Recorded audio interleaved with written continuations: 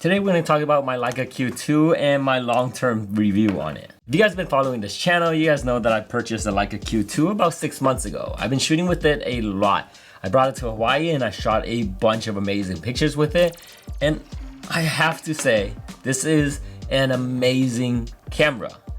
But there are certain things that I don't like about it, and there are certain things that I love about it. So why don't we just go ahead and talk about that? Let's go ahead and talk about what I love about this camera, because this camera, as we all know, is an amazing piece of art. The camera is small. It's a compact camera. It's not as big as, like, let's say your Canon, Nikon, or even Sony cameras. This is small. It's really small. But don't let the size fool you. It's not super light. It does have a nice premium feel to it, so it does carry a little bit of weight. Not too much where it actually bothers you. You can switch to macro, you can switch to regular. Amazing, beautiful, sharp lens. Actually, the sharpest lens I have ever seen on any camera. The camera is basically meant for photographers only, which it also does video, so if you do need the video, it's there. But honestly, after using it for so long, even messing around with the video, I can see that this is a photographer's camera and video is just there if you want it. And yes, before you start, I know that it's a photography camera, so that's the reason why I bought it.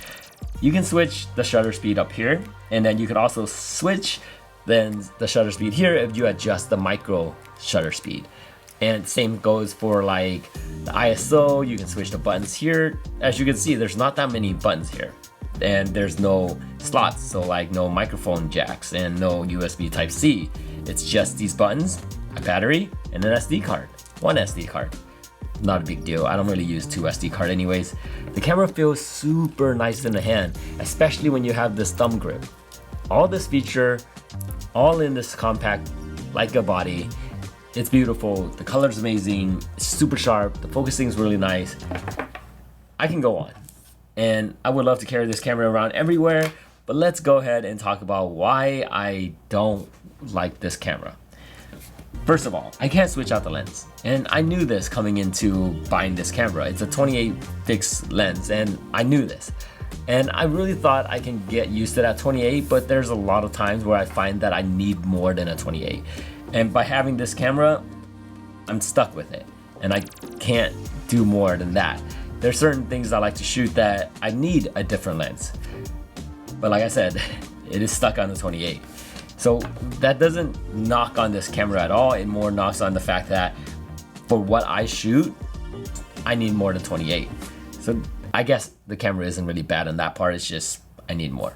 The next thing is that for me, I do shoot videos, and I thought I could get away with just photos and I'd be fine. But lately, I've been finding myself needing videos, and the fact that this kind of okay shooting videos, it's become a, let's say, a little bit of a problem. I only have one camera to shoot video with, and that's the one you're recording me right now.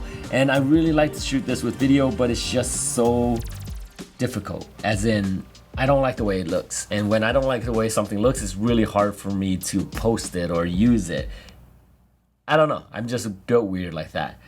But anyways, that being said, I also don't really like the face detection on this camera. It's not really meant for face detection. I get it. It does have it. Yes. And can you use it? Yes. But I've seen some that are way better. Way better. I really like shooting with this camera because it slows down everything. The shutter speed, the aperture, the ISO is all set out here, and you kind of have to slow down and set with it. But sometimes I don't have time to shoot that slowed down motion. Sometimes I just need to capture a quick shot, and not being able to is kind of hurting a little bit. Anyways, those are the only thing that I really don't like about this camera. And for you guys, it might not seem like anything at all. So overall, been using this camera for 6 months now, and I have to say it's one of the best camera I've ever used. And if you guys know this channel or know me at all, I use a lot of cameras, and I've switched a lot of cameras, and I've used them for like 6 months to a year just to find out how amazing they are, or if it's not for me, or if it might not even be for you. This camera right here, beautiful camera. I love it, almost everything about it. But with the 28mm fixed lens, it's just not right for me. But if you guys love the 28mm fixed lens, this might be the perfect camera for you. Great for traveling, great photography, Beautiful sharp pictures, beautiful colors, fixed 28. The battery life also lasts forever. Beautiful camera. All right, you guys, I think overall, my long-term review, this camera is one of the best camera I have ever used. And so if you guys are interested in it, please don't hesitate to go pick one up because you won't regret it. Just know that it's a 28mm and that you have to be fine with shooting that wide.